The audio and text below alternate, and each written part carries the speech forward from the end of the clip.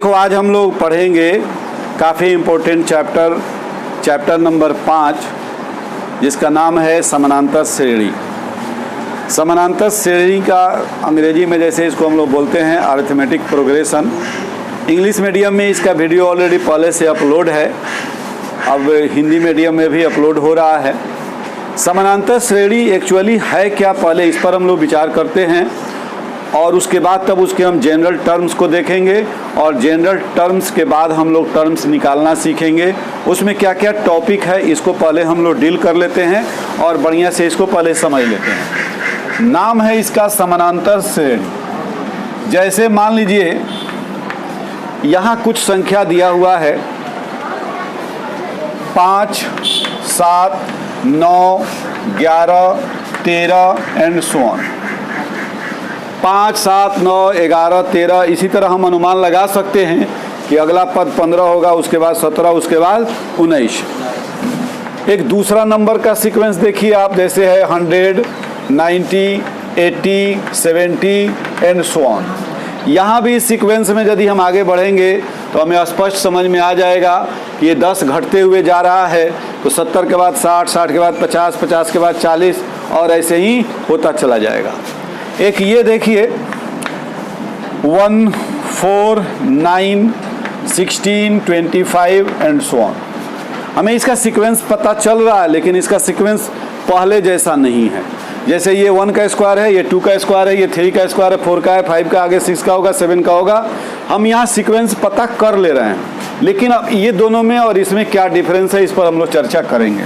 यहाँ 5 में हम 2 जोड़े तो 7 आया, या 7 में से 2 घटाए तो 5 आया, 9 में से 2 घटाए तो 7, 11 में से 2 घटाए तो 9, 13 में से 2 घटाए तो 11, यानी हर 2 टर्म का डिफरेंस जो है वह 2 है। फिर यहाँ 90 में 100 घटाए तो -10, 80 में से 90 घटाए -10, 70 में से 80 घटाए -10। यहाँ हम लोग देख रहे हैं कि हर 2 टर्म का डिफरेंस -10 है।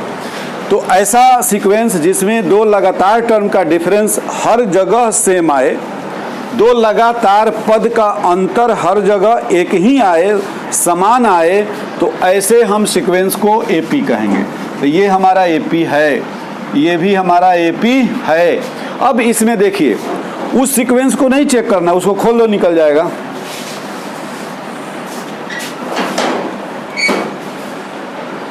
वो रसिया खेतों में से खोल लो, अरे खोल लो ना तो गिर जाए, गर्दान रह दिया, रस्सी खाली खोलिया। अब यहाँ देखो, यहाँ अंतर आएगा कितना 3, यहाँ अंतर आ गया 5, यहाँ अंतर आ गया 7, यहाँ अंतर आ गया 9, यहाँ अंतर 3, यहाँ अंतर 5, यहाँ 7, यहाँ 9। अब ये सभी बराबर है नहीं है, इसलिए यह सीक्वेंस एपी नहीं है। ठीक है। अब यहाँ देखिए बढ़ते क्रम में है, ये घटते क्रम में है, तो बढ़ते क्रम में होगा तो हमारा सार्व अंतर जो है हर जगह का अंतर वो धनात्मक होगा, घटते क्रम में होगा तो ऋणात्मक होगा। जैसे यहाँ 7 में से 5 गया 2, यहाँ 90 में से 100 गया -10।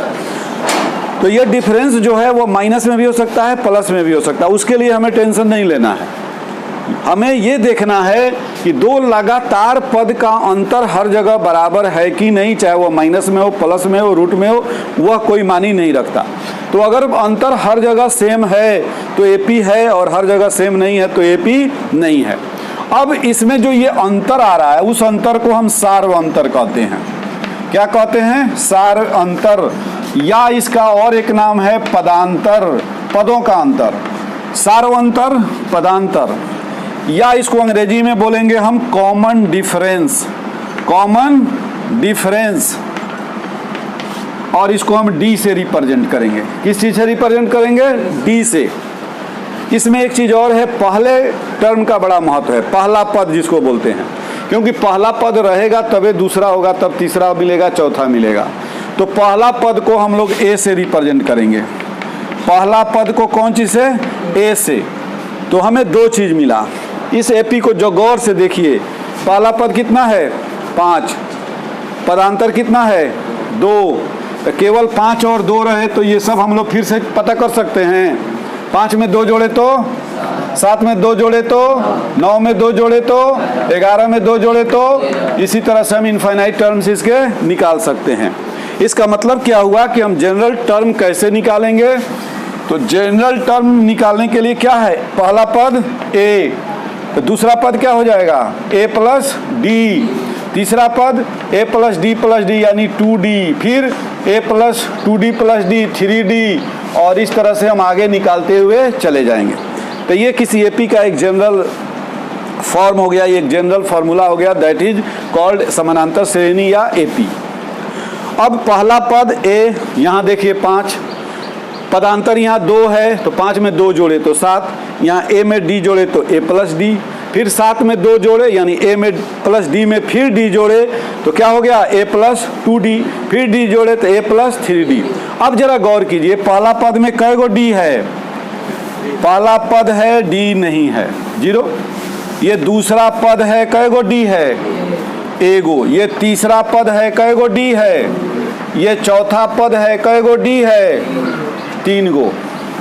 तो अब अगर इसका हम एनवा एक जनरल टर्म लिखें तो ए प्लस कै गो डी होगा इसमें? अगर ये एनवा पद है तो पहला में 1 में से 1 गया 0, दूसरा में 2 में से 1 घटा 1, 3 में से 1 घटा 2, 4 में से 1 घटा 3, तो n में से 1 घटेगा तो n माइनस 1। चूंकि n तो जानकारी है नहीं कि घट के क्या होगा। n अगर n मतलब कोई नेचुरल नंबर, n यहाँ नेचुरल नंबर है क्योंकि पदों की संख्या जब भी होगी तो 1 2 3 4 5 ही होगा। किसी भी चीज़ को जब हम काउंट करते हैं तो हम 1 2 3 4, इसीलिए नेचुरल नंबर को काउंटिंग नंबर भी कहा गया है। तो n मतलब यहाँ नेचुरल नंबर या nवां टर्म जो रख दें, 20वां टर्म तो 20 हो जाएगा, 25वां टर्म तो 25 हो जाएगा। तो जो टर्म निकालना उससे 1 कम डी, यानी अब हमारा जनरल फार्मूला क्या हुआ? nवां पद के लिए इसको हम t से n से लिखते हैं। nth टर्म मीन्स nवां पद, मीन्स nवां पद, तो इसको tn से लिखते हैं हम। लेकिन किताब जो आपका है उसमें an से लिखा है।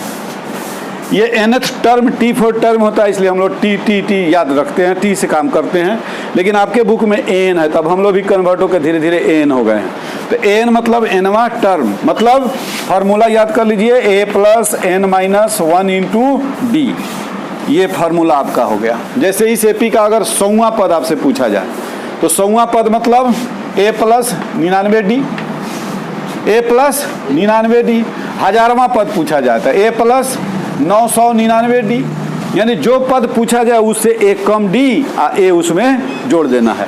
जैसे इसी एपी का 100वां पद निकालना हो a 100 तो क्या हो जाएगा? a यानी 5 जोड़ 99 गुने 2, चूंकि यहाँ सार्वंतर 2 है तो ये क्या हो गया? 5 जोड़ 99 दूनी 198, 99 दूनी 198, तो इसमें अब 5 जोड़िएगा तो 203।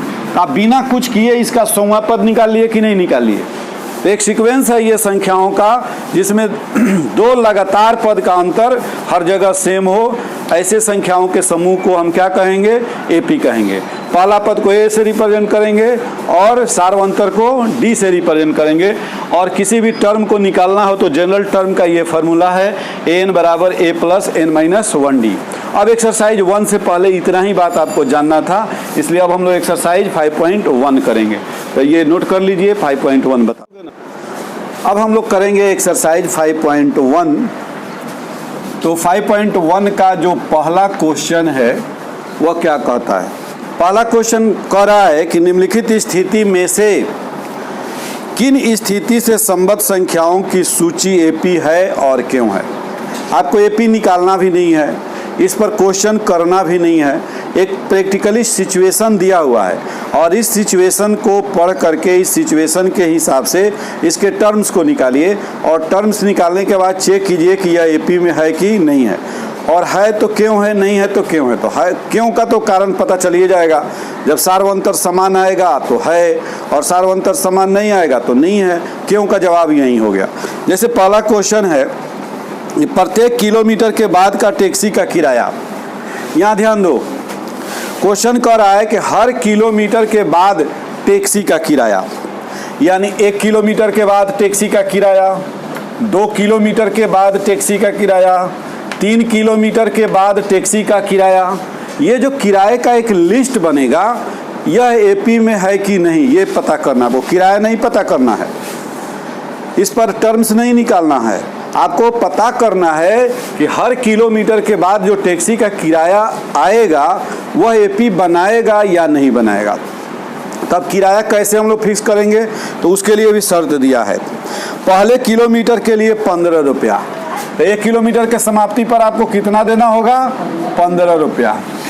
और इसके बाद का किराया जो है प्रत्येक किलोमीटर का 8 रुपया। इसको बढ़िया समझ लीजिए, यानी कि आपने टैक्सी भाड़ा किया, शर्त लगाया उसने कि पहला किलोमीटर का हम 15 रुपया लेंगे और इसके बाद प्रत्येक किलोमीटर का हम केवल 8 रुपया लेंगे, ठीक है।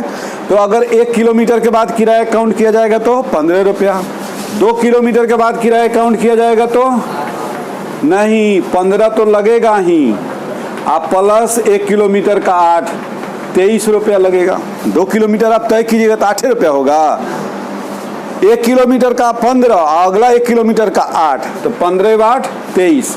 3 किलोमीटर का तो पहले किलोमीटर का 15, बाद का 2 किलोमीटर का 2 गुने 8 यानी 16, तो 15 जोड़ 16 बराबर 31।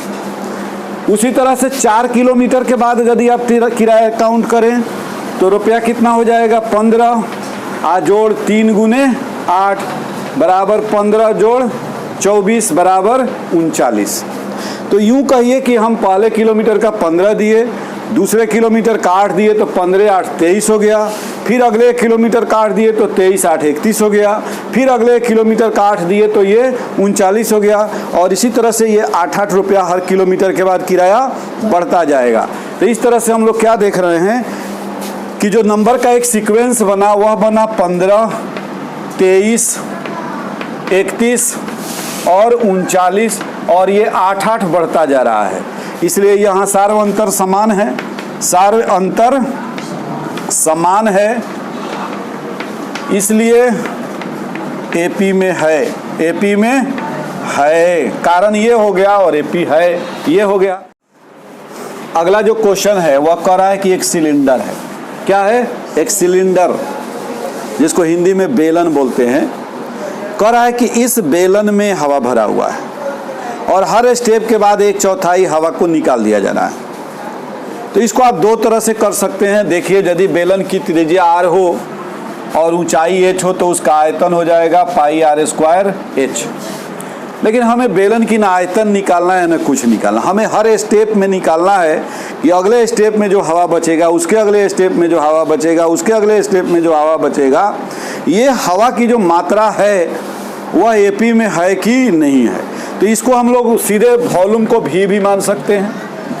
तो अगर हम वॉल्यूम को भी लें तो अगले स्टेप में ये वॉल्यूम क्या हो जाएगा, 1/4 उसमें कम होगा, 1/4 हिस्सा कम होगा, यानी 1 - 1/4 भी बचेगा।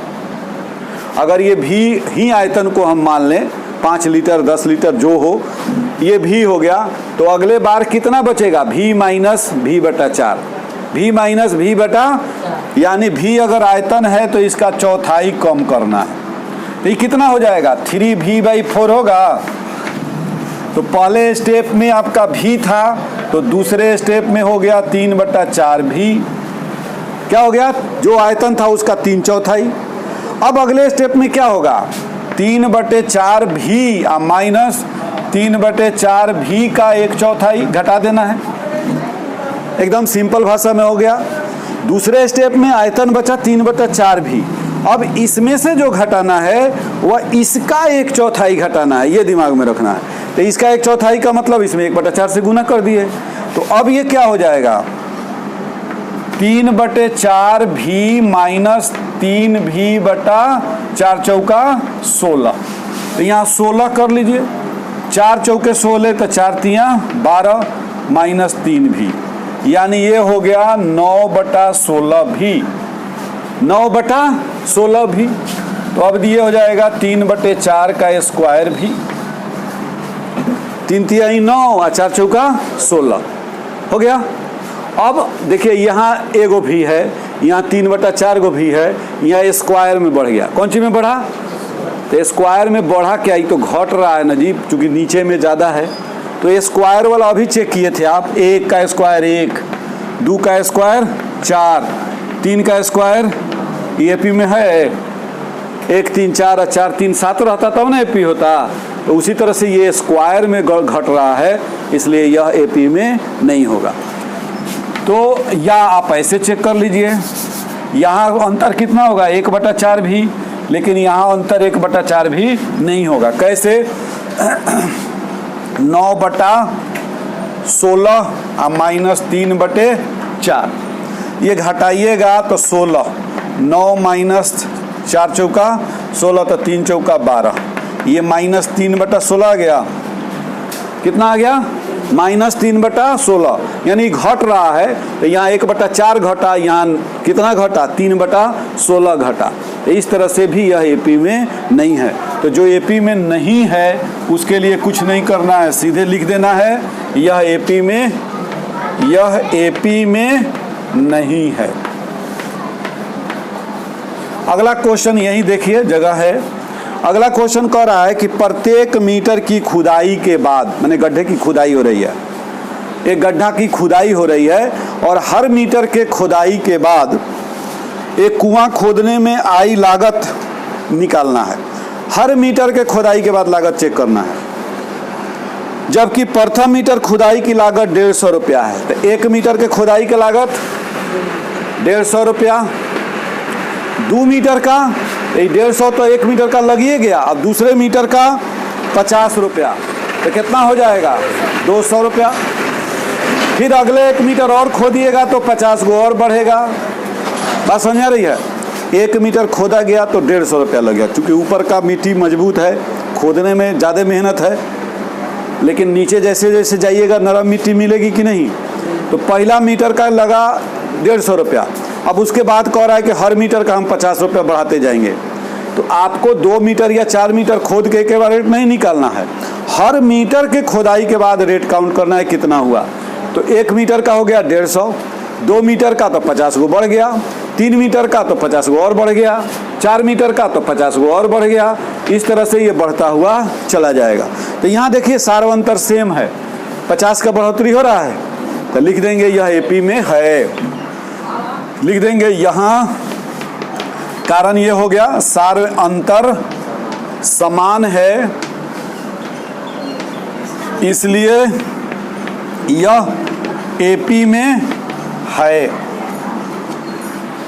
एक और क्वेश्चन है, उसको भी देखते हैं। चौथा नंबर, खाते में प्रत्येक वर्ष का मिश्र धन। अब मिश्र धन का सूत्र याद होगा तो आप काउंट कर लीजिएगा। मिश्र धन जो है हर वर्ष के बाद मूलधन में ब्याज जुड़ जाता है, मूलधन में ब्याज जुड़ जाता है। जैसे मान लीजिए 100 रुपया है, तो जो भी रेट हो, यहाँ रेट है 8%, 100 रुपया अगले साल क्या हो जाएगा 108 रुपया हो जाएगा। मान लीजिए इस साल का शुरू में आपने 100 रुपया बैंक में जमा किया, साल के अंत में 108 हो गया, तो दूसरे साल के लिए क्या हो गया 108। अब इस पर 8% ब्याज और मिलेगा, तो अब 8 रुपया नहीं मिलेगा, 108 का 8%, 108 का 108 रुपया था, 100 रुपया था, तो 8% मिला तो 108 रुपया हो गया।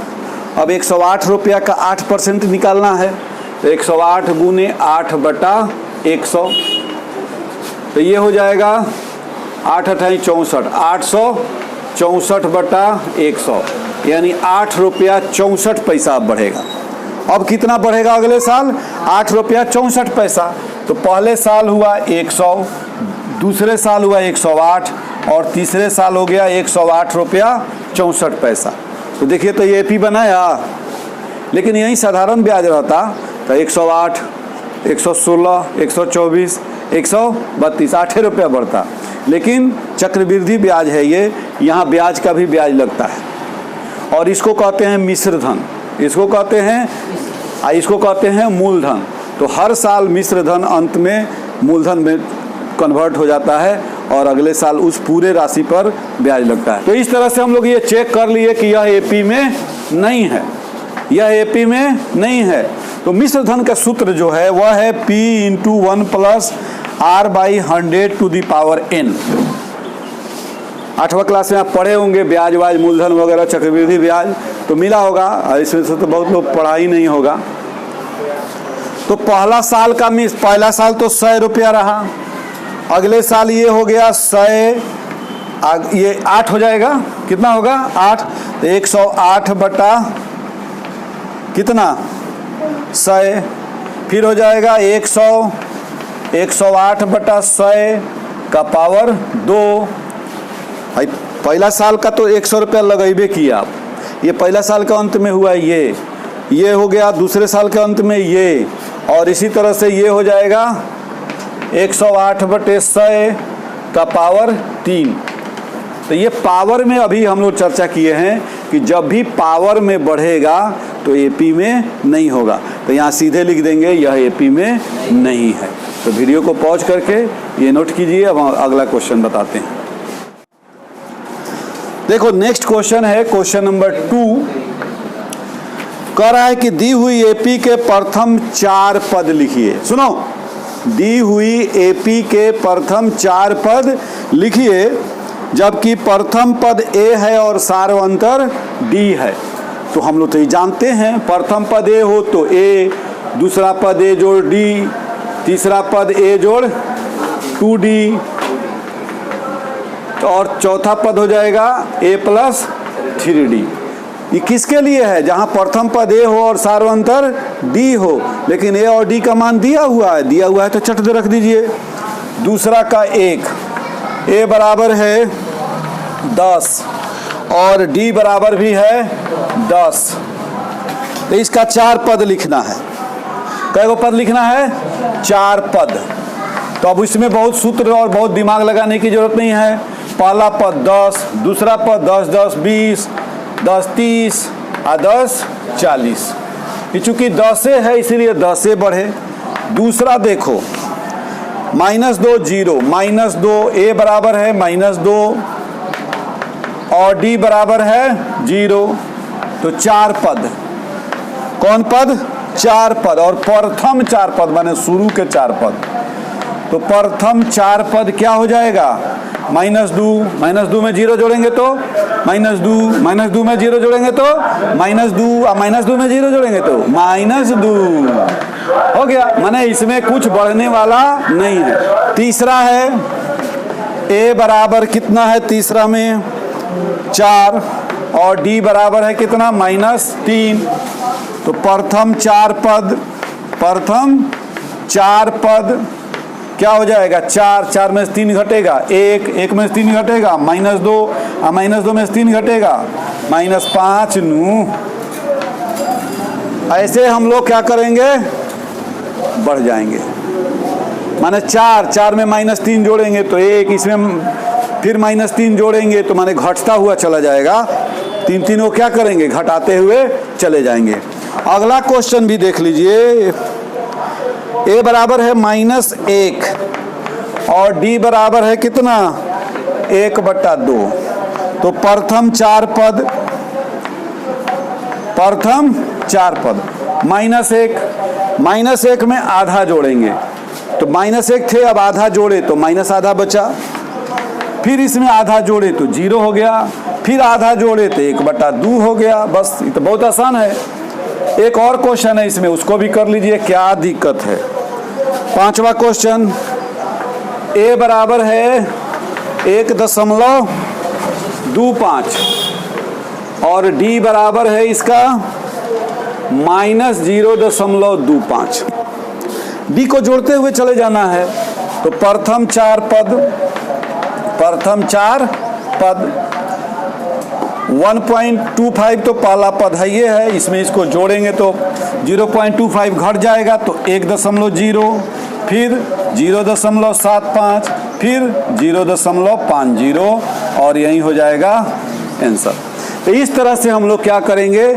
एपी के 4 पद नहीं 4000 भी पद निकालना हो तो निकाल लेंगे। फटाफट से वीडियो को पॉज करके नोट कीजिए।